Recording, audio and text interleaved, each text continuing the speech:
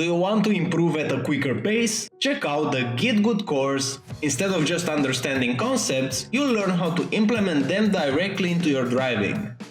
What makes it effective is the approach and practical drills. Together, we're gonna focus on breaking down those complex concepts into small digestible bits that are simple to understand. Everything from the course was tested and refined during the years in coaching sessions, so what I ended up with was the ones that I saw were the most effective. Let's elevate your racing skills together.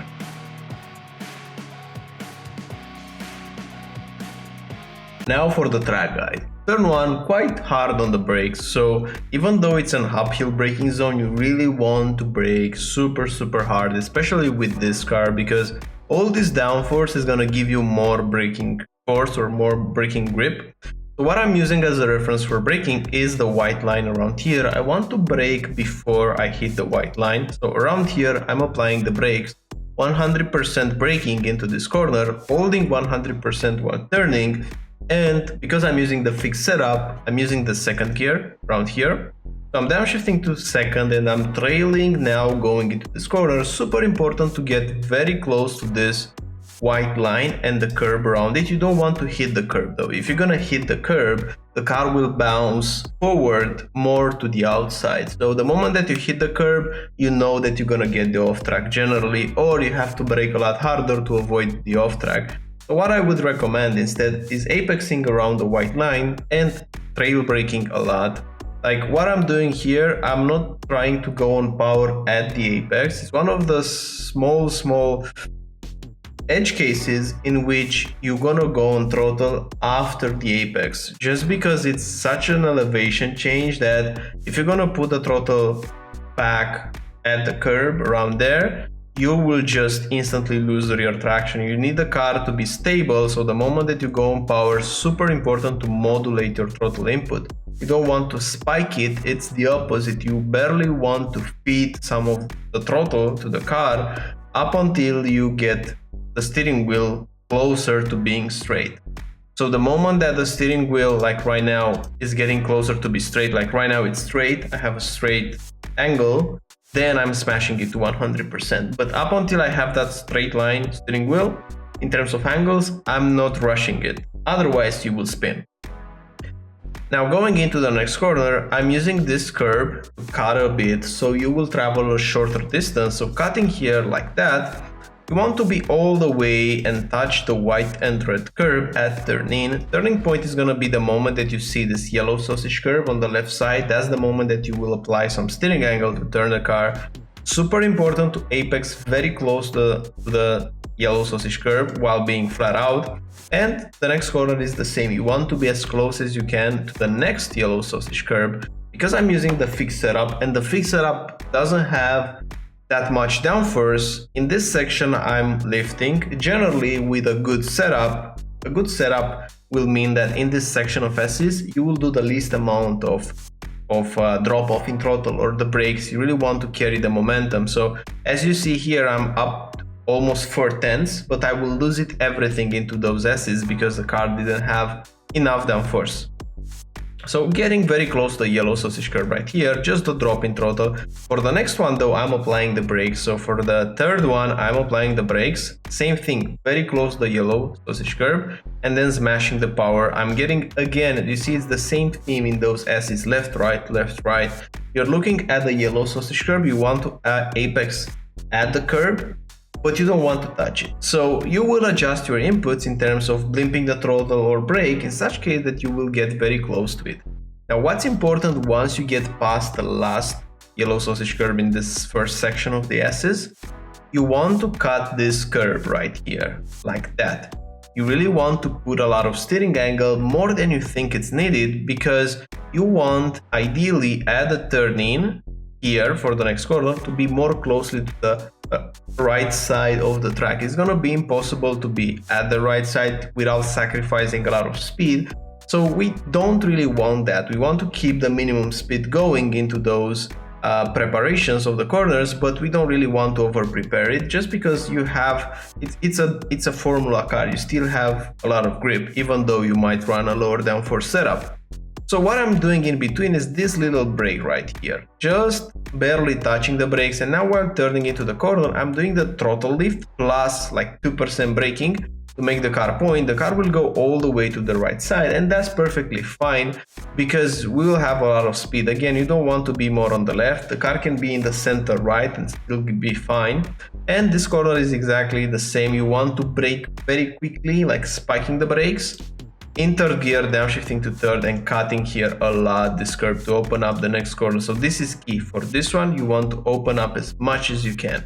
And while going into this corner, I'm doing again a throttle lift. So notice that I'm using these lifts in throttle to get some weight on the front end of the car. Obviously, like the most effective way and the 100% sure that the car is gonna turn if you're gonna add like 5, 10, 15% braking. But the disadvantage is that you might slow down the car unnecessarily. So your first attempt should be, okay, let's try to get that front end to grip without braking, meaning doing a lift. If we can do that, that's gonna be most of the time a bit more effective because you will have less tire temperature because you're not braking, but also the speed is gonna be up. Now, obviously, if after that corner that's a big straight, then you can make the argument that braking a bit in that corner, it will allow you to be earlier on throttle, and because you're earlier on throttle, you will make up for that time that you lost under braking. So it's debatable what's gonna be the best, but the flow of those S's is most of the times just dropping the throttle to get the front end point. In some small cases, just adding 5% braking, but don't brake way too hard into those corners. Now, what I also do here is I'm upshifting to third gear ahead of time. I think this is not the quickest way, but it will make your laps a bit more consistent. Like right now, I'm upshifting to fourth, sorry, not to third. So I'm in third and instantly while dropping the throttle, I give it fourth. It's not the quickest way. You're probably gonna lose here like half a tenth if you do this, but it's gonna be super consistent to keep the rear in check. So over a race duration, I think it's gonna be better to just upshift so that you will be more stable. So on average, you won't lose in case of a mistake. Now going into this corner, my reference for braking is the second white line. You see here from this point, you can see two white lines on the green curve. I'm going past the first one and now before the second one, so it's almost like 2/3 going to the second white line. I'm applying the brakes. I brake quite hard, again 100% braking zone because this is really a low speed corner and you really want to stop the car. I'm apexing around the white line again. In this case, you can barely kiss the inside of the curb, it's gonna be fine. But you don't want to take too much curb because you will go to outside and you can easily get you off track. But if you have the car with the left tires on the white line, you should be good. Now this is a big straight and let's keep to the next braking zone around here. Again, I'm using the white lines as a reference for braking. There's a white line around here, not this one, but the next one. It's after the 100-meter board. So this one right here, after the white line, I'm applying the brakes. So after the 100-meter board, there's a white line. After that white line, braking, again 100% on the brakes. I'm going a bit too deep into this corner. My plan was to brake at the white line. I ended up braking past the white line. So if you can brake a bit quicker and you can brake a bit ahead of time, I think it's gonna be better because right now the car is limping to this part. And notice, because right now I have some mistakes in the laps and I will lose into this last part of the track around 4/10. So I want to point them out. The first one was this. Notice this gap in between the brake and the throttle. This gap was here just because I was too late on the brakes, and if I would maintain even more the brakes, then the car would snap, the car would spin, because I had too much load on the front tires. So it was impossible for me to trail brake, so I had to let go of the brakes and then be later on power. And you notice that I didn't lose that much, but I could gain a lot here. So that is one of the places in which I could gain 2/10, but I lost it because of the late braking. Maybe not 2/10, but 1/10 for sure. Now going into this corner right here, It's very tricky to find a reference for braking. I'm doing it mostly on feel. Like I'm looking at the apex right here, and whenever I feel that I'm this close to the apex, I'm applying the brakes. This is what I'm using. It's mostly done by feel.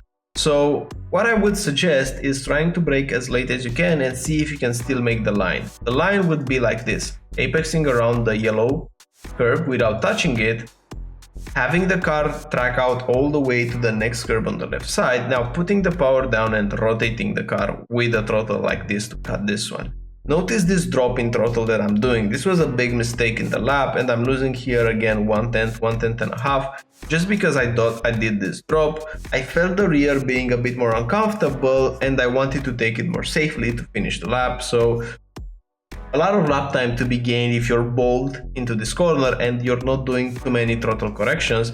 Now going for the next one, I'm braking here. My goal was to brake almost in the middle of this curve, so around here. So I'm braking a bit earlier, but it's not that big of a deal because I'm gaining it back on exit. So in that corner I didn't gain anything. I haven't lost anything just because I braked a bit earlier and I was being able to go earlier on power. I would suggest to brake just a bit later because you're still gonna be almost able to go on throttle almost the same, so you will gain a bit on entry while still maintaining almost the same exit. Now here in this corner, this is like a mistake that costed me 1/10. I was too late to drop the throttle. You really want to drop the throttle before getting to the next curb on the left. So the perfect way to say it would be whenever the first curb on the right side will end. So let me roll back just a bit. So we have the right curb here, and right now whenever it ends you should already drop the throttle at this point, and you want to cut this one. But because I dropped it a bit too late around here, the car will go too far on the left and I will travel a longer distance into this corner. So obviously you want to be on the right side at the braking, but you don't want to drop that late the throttle. You want to do the throttle lift a bit earlier. Now this corner right here, this is a tricky corner. Not really a reference for braking. I don't have a reference for braking. I'm doing mostly on feel whenever I feel that I'm this close.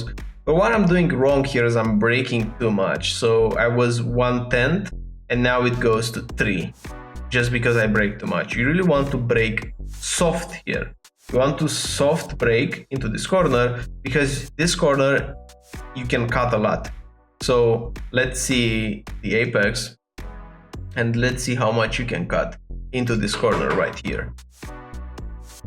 Just one moment, seems like the player is not responding, but here you want to go all the way to the yellow sausage curb and cut it like that. It won't be an off track. You can cut it even more and still won't be an off track. And for the last corner, I'm using this white line on the track. I'm braking at the white line and I'm trying to apex very close to the yellow sausage curb.